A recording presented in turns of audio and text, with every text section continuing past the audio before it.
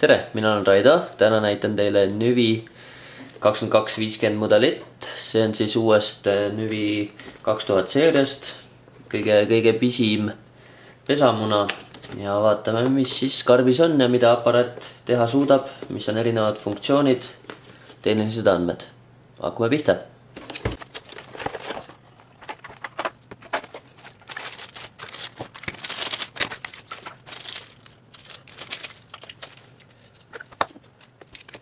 Nii, standardkomplektis siis seade ise. Iminapaga hoidik aknaklaasi külge kinnitamiseks.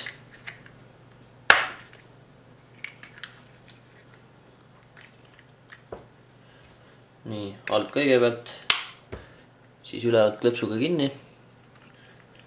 Ja siin on siis iminapa nii-öelda pinguti.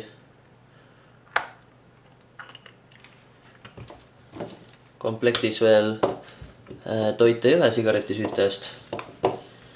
Teine on siia mini USB auku.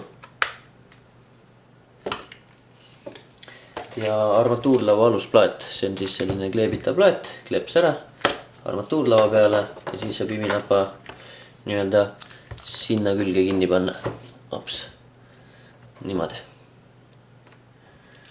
Aga mis seal ikka siis, kui räägime tootest lähemalt. Nii, aparaat ise selline väike, kompaktne, hästi kerge, 107 grammi ainult. Võiks öelda vist, et kõige kõrgem Nüvi siiamaani. Tagakülje peal väike kõlari koht, USB auk, külje peal siis, siin külje peal, mälukaardi pesa ja siin kruvi kinnitusaugud. Nii, võtame siit ja üleval ka veel sisse lülitamisnupp pluss veel siis pesad hoidiku jaoks.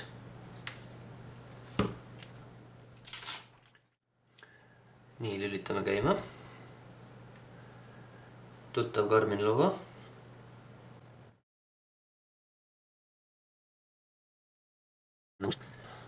Nii nagu juba vanadelt Garminitelt tuttav ekraan, kuhu vaata kaarti, tööriistad, helitugevus. Siin üleval siis levinäidik, siin siis mis kasutusrežiim on hetkel, kellaaeg, aku. Kellaaega saab siit kohe ka otse muuta, praegu on ta automaatne, nii et satelliidi pealt tuleb kellaaeg, ei pea ise midagi enam siin seadistama. Siit saame valida kas auto või jalakäija režiim. Nii, levi nupu peal näppu hoides näete siis koordinaate, kiirust, kõrgust ja satelliite ja nende paiknemist taevalaotusel. Aga mis nüüd sellest mudelist rääkida, mis huvitavat on kindlasti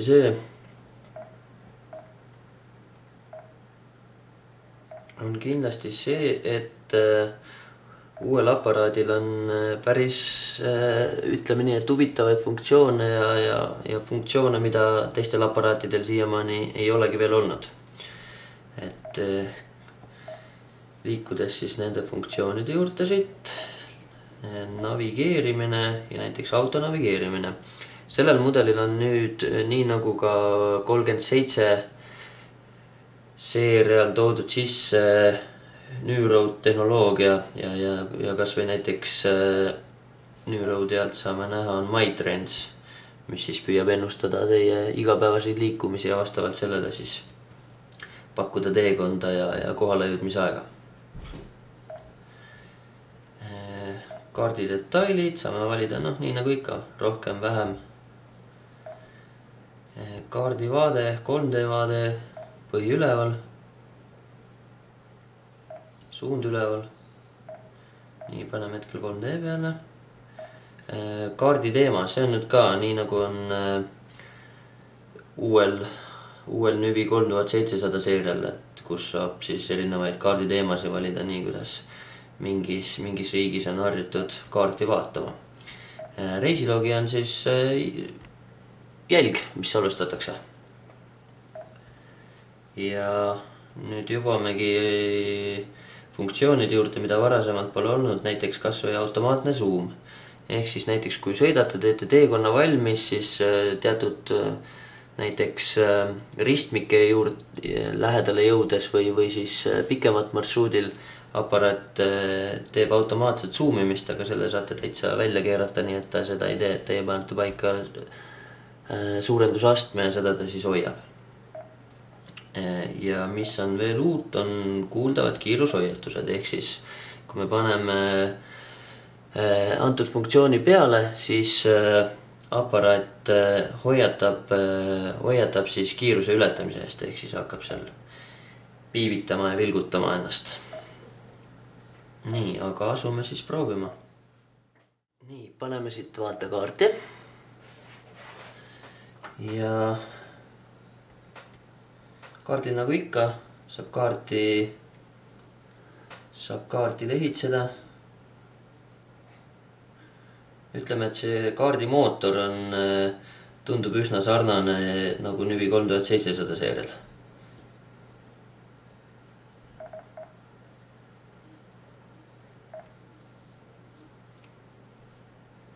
Võib-olla küll pisut aeglasem, aga kuna tegu on ka nii-öelda budget seeria GPS-iga, siis nii ta on. Pluss-miinus nupp, kiiruse näidik. See on nüüd ka 3700 seerialt üle tulnud, on meil 2 reisi, reis A, reis B, mõlemad saab eraldi siis nullida siit. Nulli kõik, nulli reisiandmed, nulli reis B näiteks. Ja siin siis igasugused erinevad näitajad, maksimaalne kiirus, liikumine, keskmine, üldine keskmine, peatatud reisiaeg, koondaeg, kõrgus, nii edasi. Nii, paneme siia kuskile ta nüüd sõitma. Võtame siit lemmikute alt, võtame näiteks siit Tartu esinduse ja paneme sõitma. Nii, GPS nüüd arvutab teekonda. Teil vahepeal puhastan ekraani ära, et teil parem näha oleks siit. Nii. Ja nüüd hakati navigeerima.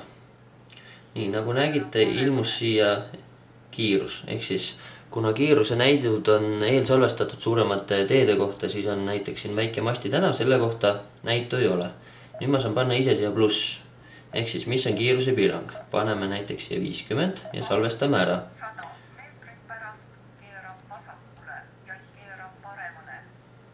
Nii, ja nüüd näete, jõudsime juba uuele tänavale, okei. Püüan ruttu veel näidata. Paneme 50 ja nüüd näidatakse meile kiiruse näitu. See muidugi väikeste teede peal kohe tuleb, kui järgmine tee tuleb, siis see kaob ära, kus seda näitu nii-öelda kaardi peal salvestatud ei ole. Aga näiteks kui nüüd jõuame siit Pirita tee peale,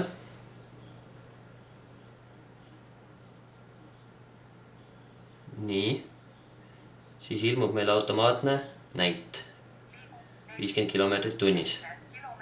Ja nüüd kui tulla selle juurde, et seade teatab kiiruse ületamisest, siis seda ma saan ka siin muuta, näiteks paneme siit, et sõita võib hoopis 30-ga.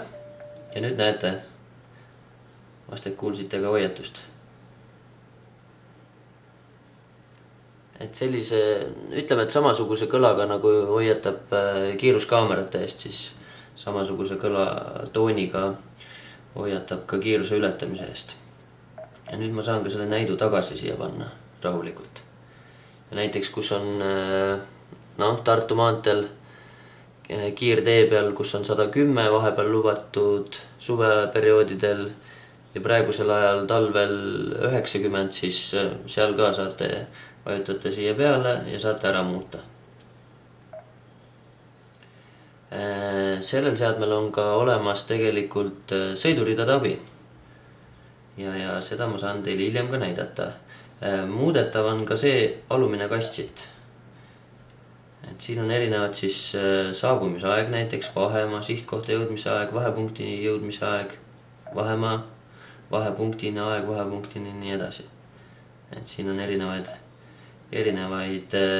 andmeid, mida saab siis sinna välja näitama panna. Nii, katkestame selle hetkel ära. Mis meil veel huvitavat siit on? huvitav on veel selle aparaadi juures see, et esimest korda on nii-öelda odavama seeria seadmele pandud peale reisiplaneerija. Nii, reisiplaneerija. Mul on tehtud siit üks näidis teekond ette. Ja siit on näha, et saan kaardi pealt vaadata teekonda. Algus, lõpp. Muidugi, kui ma panen siit, kus meil siin oli. Nii, muuda sihtkohti, siis ma saan siia lisama hakata ka muid vahepeatusi näiteks ja neid teekondi saan ma ära salvestada. Nii et see on siuke uus võimalus. Ja teekondi on nii nagu Nüvi 3700 seerialgi on sellesse seadmesse 100 tükki võimalik salvestada. Nii et päris kasulik funktsioon on toodud ka väiksematele ja odavamatele GPS-idele üle. Ja rääkides veel ägedatest funktsioonidest, siis nimelt on uuel GPS-il ka auto leidmise funktsioon, vabandust. Et kui võtta ta hoidikust ära, siis ta salvestab automaatselt auto asukoha ehk siis parkimiskoha ja hiljem on võimalik selleni minna. Näiteks paneme ta praegu hoidikusse. Nii. Noh, kuskile Pirita teel jäime siia. Võtame hoidikust ära.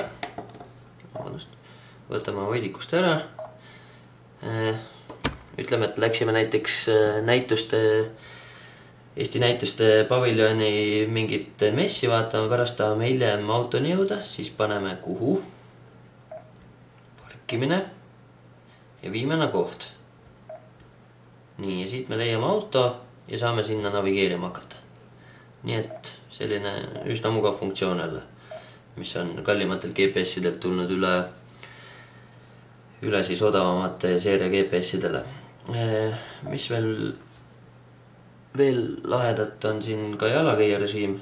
See on ka muidugi olnud vanematel seadmetel ja siia saab samuti laadida City Explorer linnakaarte, kus on siis ka ühistranspordi info peal, nii et saab ka vabalt näiteks kas või Euroopasse lennukiga minna, siis kaasa võtta seade ja jalakäijana navigeerides kasutada. Lisaks veel muidugi kus ma olen funktsioon, mis näitab siis ära lähima aadressi, lähima näiteks haigla, politseijaoskonna ja nii edasi.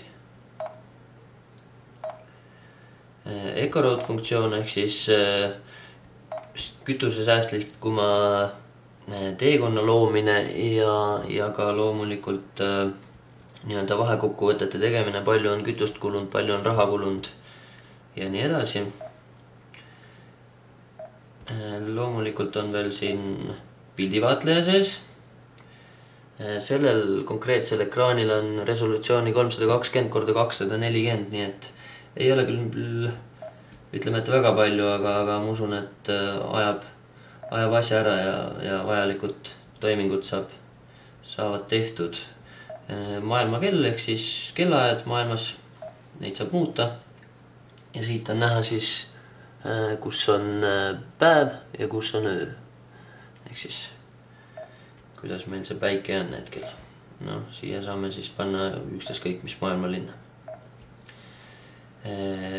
Kalkulaator, ühikute teisendaja, keelte käsiraamat. Keelte käsiraamatust on siis prooviversioon. Sellel mudelil on ka sõiduridad abi peal, nii nagu näete, hetkel liigume Pronksi tänaval ja tuleb ära keerata Tartu maantele, nii et siin näitab 200 meetri pärast, keera vasakule, 2 rida keerab, 2 edasi, 1 paremale. See on nüüd selline funktsioon, mida odavamatel ja väiksema ekraaniga seadmetel pole kunagi olnud, nii et ka midagi uut ja ainulaadset.